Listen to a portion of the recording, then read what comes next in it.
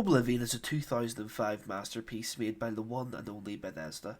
Set in the world of Cyrodiil, we are chosen by the gods for some purpose we do not know of yet. The only thing we do know is that it's going to be great. The game has a whopping 60 achievements with a difficulty rating of 7 out of 10 over the base game and Shivering Isles DLC. And in terms of the achievements for this game, it's actually not too hard. All you need to do essentially is go through the game's content, getting achievements after completing all of the guilds, DLC and main story. So it's not hard to believe that when devising a plan, it was surprisingly easy. So what was the plan, you ask? Easy. Step 1, complete all guild content, which includes the Arena, the Dark Brotherhood, the Thieves Guild, the Mages Guild and the Fighters Guild.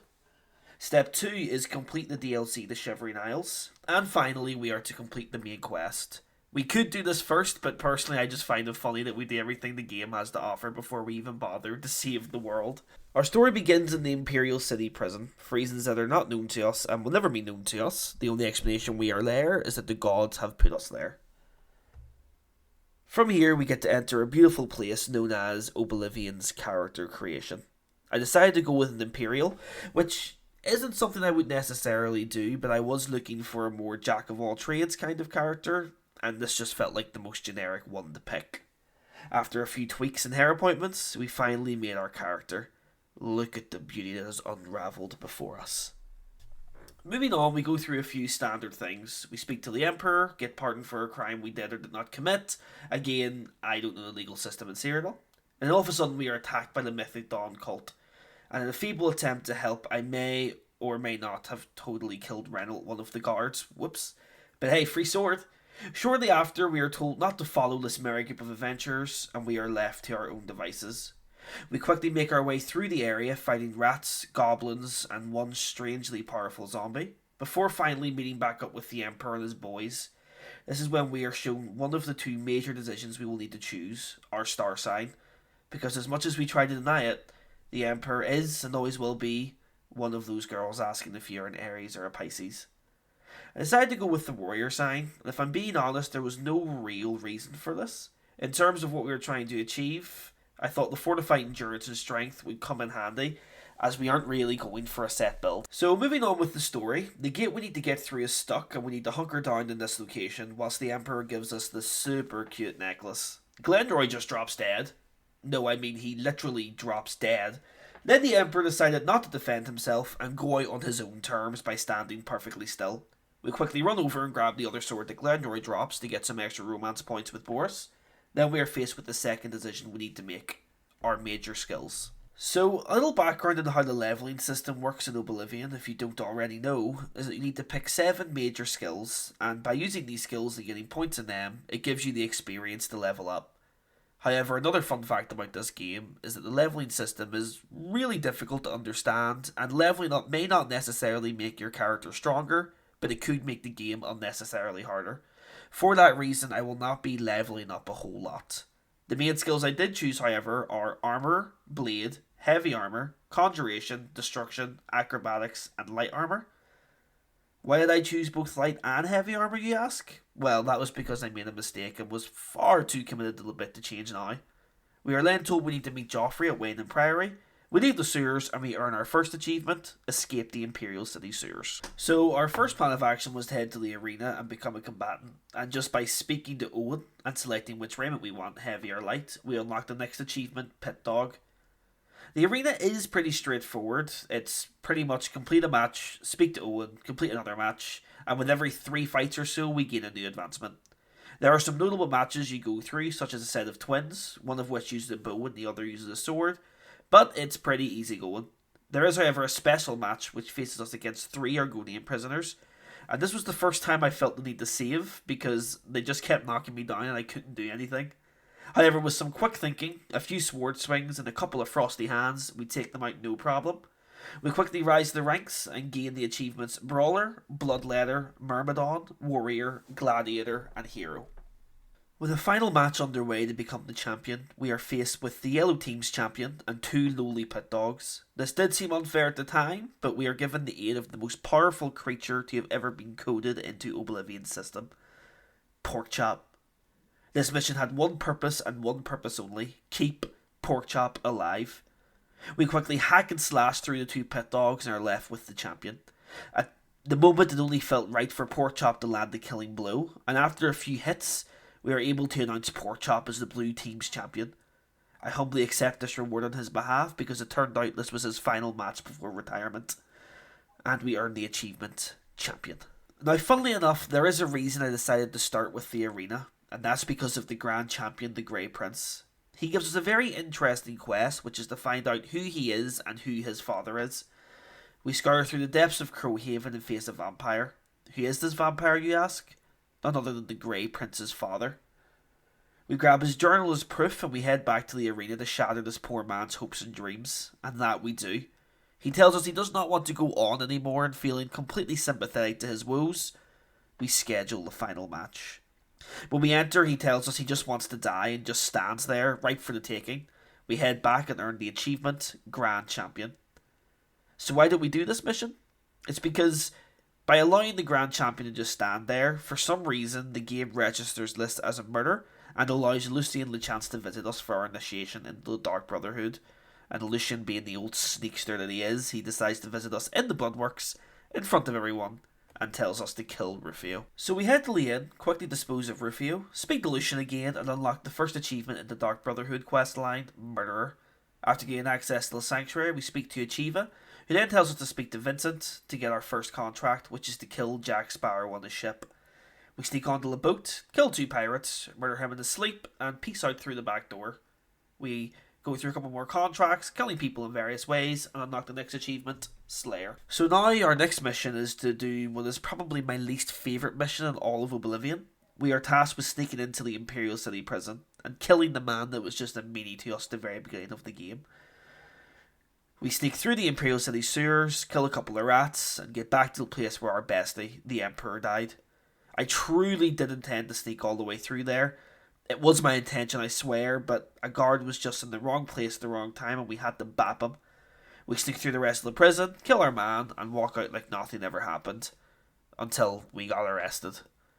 I was going to pay the fine, but I figured I could take this to trial, and back to my previous point of not really knowing the legal system in Cyrodiil and choosing to represent myself in trial, it was a pretty open and shut case and I did spend some time in the slammer. I did regret this decision because I didn't realise that spending time in prison makes you take some big hits to your stats. And then we re-enter the Sanctuary with open arms and complete our contract. We did lose the bonus because we did kill that one guard. Oops. And our next contract is a simpler one. We need to stage a killing, bring him back to life, and get him to escape, earning our next achievement, Eliminator. So we are then told we need to speak to Achieva to continue our contracts, and after a couple of simple kill and repeats, we do what is probably the best mission in all of Oblivion, Who Done It. With this we are tasked with killing 5 people inside a house, but they don't know who the killer is. After a couple of brief introductions, we get to work. We tell Devesi that Primo just loves her and that she should wait in his chambers for him, and we follow her up there and kill him. Next we move over to where Neville is, and after a quick kill there, we head back downstairs and everyone is in disarray. We kill Mathilde, and then do what I personally think is the best part of this mission. We convince Nels and Primo to fight, saying the other is the assassin, and when they finish each other, we kill the other one. And we move on to another contract and earn the achievement Assassin. So we meet up with Lucian, who has some urgent business for us, and he tells us that there's been an infiltrator in the Dark Brotherhood. And because the infiltrator joined before I did, I am absolved of all guilt. I need to go back to the Brotherhood and kill them all. And that's exactly what we did. The only upsetting thing about this is that the Khajiit, who just hates you throughout the entire way, finally apologises and says he wants a fresh start and that we should become friends. Sorry, bro. We then head back to Lucian. He gives us a series of dead drops we need to complete, and we earn the rank Silencer. We go through all the dead drops without any issues until we get to the last one. At this stage, Lucian tells us that we are a fool and that we've actually been killing off members of the Black Hand.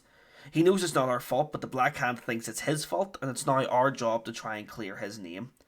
We head to the next dead drop and meet a guy who tells us to go to the lighthouse, and from there we collect information and get ready to clear Lucian's name. Except now Lucian has already been killed, and we are congratulated for being the best sneaky killboy ever. Sorry, Lucian, but at least we popped another achievement earning us Speaker.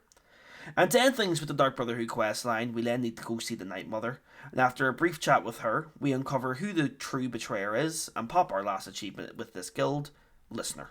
So now we realise that murdering is no longer the way to go, and we need to clear our conscience. Onwards to the Thieves Guild. Now, I'm not too sure what the consensus is of the Thieves Guild storyline, but I personally find it to be very disappointing. And aside from near the end of the story, it doesn't particularly get interesting, in my opinion.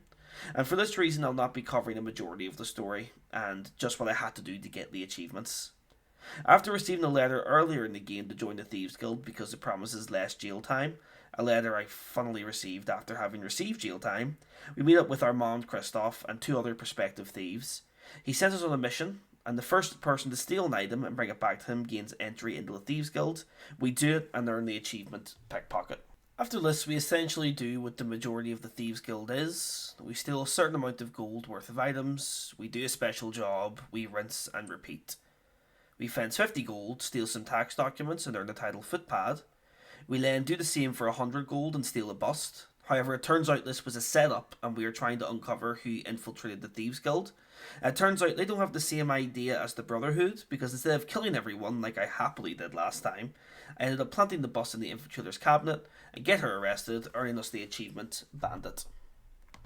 So we then steal some more items, get a mission to find a stolen ring, steal it from the Countess who had some weird BDSM room in her basement, give the ring back and earn the title Prowler.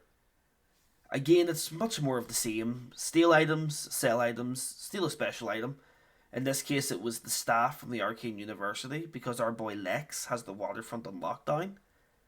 We spy on Lex, who sends the guards back to their original post, freeing the waterfront, and then for some reason, we give the staff back and pop the achievement Cat Burglar.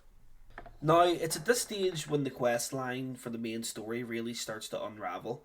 We need to take care of Lex, who throughout the whole story has been a thorn on our side. The plan is to get him moved to a post in a different city, and to do this we need to steal the recommended list and forge it to put him in the number 1 spot. We are introduced to a stranger who will forge the letter for us for 500 gold. We leave, never to see him again. We unlock the next achievement Shadowfoot, and head off to meet the Grey Fox. Now, the Grey Fox has a master plan, one big heist. And to do this, we need to steal Sevilla's stone from some blind monks. I mean, I could go into detail with this, but it was quite easy. It was literally stealing from the blind. Then we need to get an arrow, and after sneaking through a secret entryway into the castle, we go through a mini dungeon and appear outside a fort. We kill the owner of the arrow, Fathus, and get the arrow's head. We then head to the Grey Fox, who can fix it. Doing this earns us the achievement Master Thief. So we're in the home stretch now. We need to grab one last item before the big heist, which are some boots. We sneak into Jackman's house, who is initially terrified at our existence, but then it turns out that he is an 89-year-old vampire, so we kill him and take his boots. And finally, it's time for the big heist. The Grey Fox wants us to steal an Elder Scroll, which on paper sounds absolutely amazing, but this mission was just an absolute nightmare, just sort of how boring I found it. We essentially need to sneak under the grounds of the palace to unlock a different area within the sewers. We then fight our way through the sewers and get to some ruins. From the ruins we either run around, find a few buttons to unlock some doors. We finally hit an arrow shot with the arrow we stole from Fathus to get us to the part of the palace where the Elder Scroll is. From there, it's just a short hop and a jump until we are tricking some blind people into thinking I'm a special person that needs to read the Elder Scroll. We take the Elder Scroll, leave back through the sewers, and complete the heist. To finish this quest line, the Grey Fox then asks us to deliver a ring to the Countess of Anvil, and from there it is revealed that the Grey Fox is the old Count of Anvil, and he has since denounced his ways of crime and passes the mantle of the Grey Fox to us. He gives us Nocturnal's Coil, and we earn the achievement Guildmaster. So before I head back and join the Fighters Guild, I decide it's time that we renounce our crimes forever. We are currently boasting a beautiful 59 infamy, and I do the pilgrimage which starts the Knights of the Nine quest line to remove all of my infamy. Essentially this means that the NPCs won't be so mean to me now. Unfortunately, the Knights of the Nine DLC does not offer any achievements, so we decide to skip this entire quest line and start the Fighters Guild. Now personally I'd say the Fighters Guild quest line is the worst guild by far. It's essentially just a bunch of fetch quests or go to this location and kill this thing or grab this item. And for that reason, I'll not be spending too long covering this. We quickly deal with the rat problem, except the problem was that some mountain lions were killing the rats. We then head to a mine to deal with the goblin problem, and afterwards we go to a shop to deal with the break-in problem.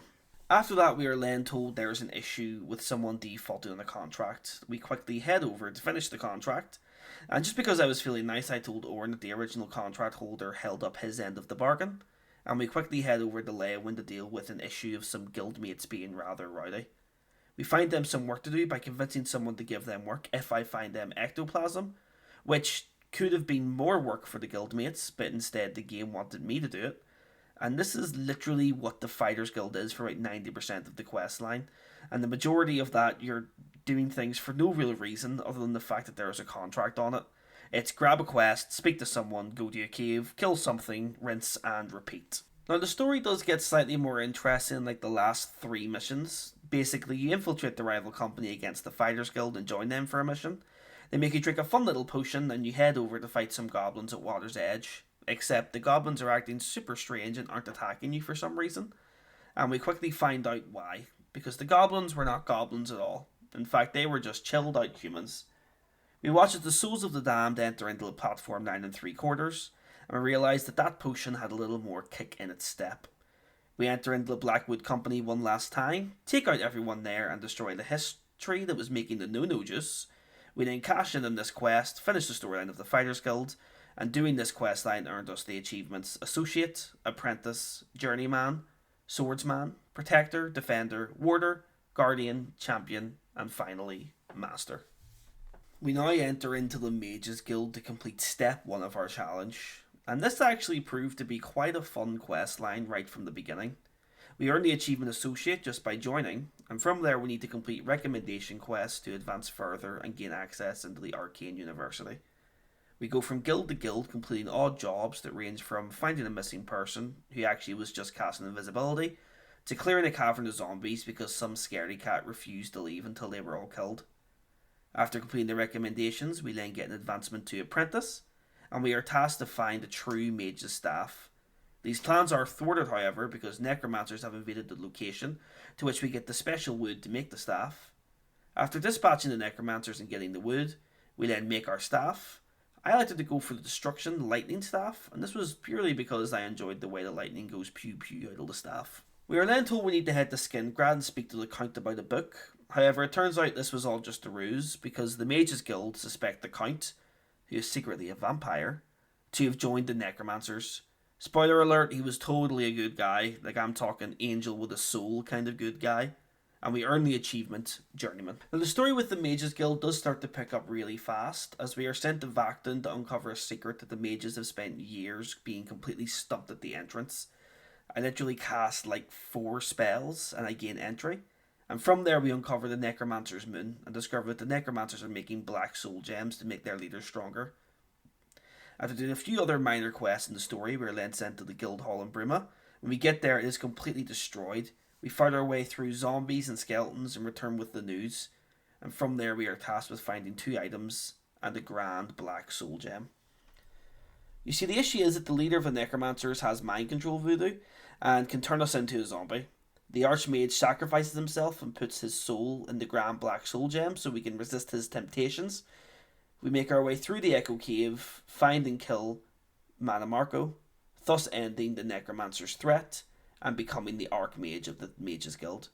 Throughout this questline, we unlock the achievements Evoker, Conjurer, Magician, Warlock, Wizard, Master Wizard, and last but not least, Archmage. And with that finished, we have now completed the longest part of this grind, and with only 15 achievements left, we enter into the Shivering Isles to become a madman. We begin by meeting our dear friend Haskell, who explains a little bit about the realm and opens a gateway for us, and we earn the achievement Tourist. Our first task is to slay the Gateskeeper, so we can enter the lands of either Mania or Dementia. In order to do this, we need to head to the lands of Flesh and Bones. We pick the bones from the old Gatekeeper and make the bone arrows to weaken the Gatekeeper. That's a lot of Gatekeepers. And after heading back to Cyrodiil, because I didn't have a bow, we kill the Gatekeeper and get the keys. So I chose to enter the lands of Mania because why the hell not? And we are shortly met with Lord Sheogorath, otherwise known as the Prince of Madness. He sends us to Zilladon to sort out an issue with some resonator crystals. After doing one of my most favourite things in this DLC, which is causing 3 adventurers to go insane, we unlock the achievement Citizen, along with one of the best swords in the game, Dawnfang or Duskfang, depending on the type of day. Sheogorath then asks us to speak to the Duke of Mania and the Duchess of Dementia. The Duchess thinks that there's some conspiracy to kill her, and it's our job to put on our detective hat and get to the bottom of it. We get a little buddy who tortures on command, and we speak to the citizens of Mania to uncover the conspiracy. We find out it's a guard getting orders from a secret person to commit the murder. We find her, torture her, and finally kill her, saving the Duchess and gaining her favour. On the flip side, the Duke of Mania just kind of wants to get a proper high from his drugs, and he needs his bong or chalice to do it. We fight our way through a dungeon with doors that only open after we get high, and after a while of getting high, suffering withdrawals, and then getting high again, we get the chalice, return to the Duke, and earn his favour. So we are then told we need to relight the fires on Bliss. In order to do this, we enter into a weird civil war between the Dark Matriarchs and the Golden Seducers. We side with the Golden Seducers for obvious reasons, fight our way through the Matriarchs, and get the fire we need to relight it. It's at this point we're given a choice. We can either relight the fires for Mania or Dementia. I've always sided with Mania. I don't have a real reason, I just kind of prefer it. And in doing so, we make Dementia kind of mad. Doing these jobs will give us the achievement Madman and Honoured Madman. So the next achievement we are aiming to get is the only missable achievement in the entire game, because we now have to choose whether to become a Duke of Mania or a Duke of Dementia. Once we make our choice, we're then locked out from the achievement on the opposite side. An easy way to do this is just before I made my choice, I saved the game and completed the quest for the other side, which was killing Syl, the Duchess of Dementia. This was pretty straightforward: run through the dungeon, fight the bad guys, and then kill Syl, take her heart and place it on the pedestal to complete the ascension. We unlock the achievement Duke of Dementia. After this, I reload the previous save and finally make the choice I wanted to make, which was to become a Duke of Mania. And this one was far easier. Essentially, what we need to do is steal some poison and then poison the Duke at his feast, take his blood, place it on the pedestal, and we unlock the achievement Duke of Mania. So back to the overarching story that is in the Shivering Isles. In order to stop the impending doom of the Grey March, we are sent back to the Fringe to stop an attack. We do just that, and we hold the forces of the Grey March back and retake the Fringe. Next on our list is to recreate the Gatekeeper that we killed so we can defend the Fringe in our absence. We get the required items and select how we want him built, and then finally perform the ritual to create the Gatekeeper. With this, he is made. I'm going to call him Stephen. He is such a Stephen. And it's at this stage why we find out why Sheogorath is building us up to be his hero to fight Jiggalag, and that's because Sheogorath is Jiggalag. Once in Air, he will transform into Jiggalag to destroy the realm, and then back to Sheogorath to rebuild, and the cycle rinse and repeats. Unfortunately, the one thing we need to claim the throne and fight Jiggalag was Sheogorath's staff, which is now powerless, as he is completely transformed into the big bad. It's our job to recreate the staff, reclaim the throne, and defend the realm. To do this, we need 2 items: a Screaming Branch and the Eye of Saetra. To get the branch, we just need to fight a shadow version of ourselves, and we do this with relative ease. And to get the Eye of Saetra, we need to, find Saetra and take her eye. So with those items, we're now able to create an incomplete staff. We need to imbue it with Sheogorath's power. However, the Font of Magic has been corrupted by the Order. We head underground, free the Font of Mania, then we free the Font of Dementia, killing the Duchess of Dementia Syl in the process, because she totally became evil after I became Duke for some reason. And with the power of Sheogorath in our possession, we head to the final fight and defeat Jiggalag. After we defeat him, we become the Mad God of the Shivering Isles, and find out that Jiggalag was actually the original prince, but the other Daedric princes feared his power and turned him into Sheogorath. With that ends the Shivering Isles DLC, and throughout the process we earn Regent, Defender, and finally, Mad God. So to finish things off, we now move on to our final step, which is actually completing the main quest of the game.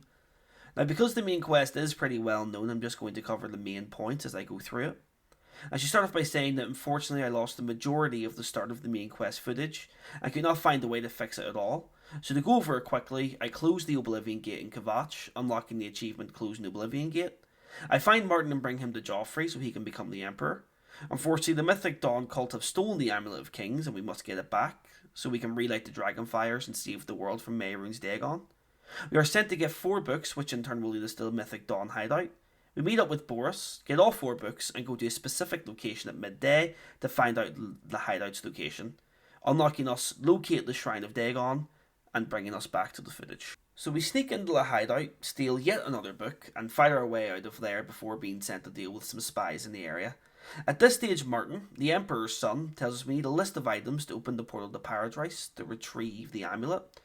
We head over to Sheogorath's shrine to get this artifact, mainly because I was curious what would happen, seeing as I am technically Sheogorath. And it's actually our old buddy Haskell who tells us we should be in the Shivering Isles doing some duties, and then proceeds to give us the quest that Sheogorath would have given us. We give the artifact to Martin, earn the achievement, deliver Daedric artifact. We are then told we need to get the opposite of a Daedric artifact, the blood of a god. We sneak into the resting place of Tiber Septim, free some ghosts and get the armour of Tiber Septim. We are then tasked with getting a Great Welkin Stone, and we go through the runes with relative ease, grab the stone, but this is when the game takes a turn for the worse. We are told that we need to get the opposite of a stone, a great sigil stone found in the big Oblivion gates. We convince the leader of Bruma to let us do it right at her front door, and we begin the assault. I fought and fought, but one stray fireball that was probably aimed for me hits an ally, Boris. His body crumbles against the blast, and in one last moment of honouring him, I take his sword. He was a great man who lived a great life. Everything we do from here on in was not for Cyrodiil, not for Martin, but for Boris. We grab the stone, earning the achievement Close the Great Gate, and enter Paradise, where we meet Mancor Cameron himself. We dispatch him quickly, take the Amulet of Kings, and get ready to end this once and for all. However, when we get back from Paradise, it was too late. Mehrunes Dagon had descended upon us, and in one last great moment, Martin sacrificed himself and became the avatar of Akatosh, banishing Mehrunes once and for all. We earned the achievement Champion of Cyrodiil, and with that complete all of the achievements in Oblivion, as Grand Champion of the Arena, Listener and Leader of the Dark Brotherhood, Guild Master of the Thieves Guild, Master and Leader of the Fighters Guild, Archmage of the Mages Guild, the Mad God of the Shivering Isles, the Champion of Cyrodiil, and most importantly, Boris's friend. And with that, that ends the video. I really hope you guys enjoyed the video, and let me know what game you would like to see me tackle next. More importantly, let me know what I can do to improve the video for next time. Don't forget to like, subscribe, and comment if you liked the video, or comment if you didn't and tell me why. Until next time, I'm the Hobbyist. Have a great day.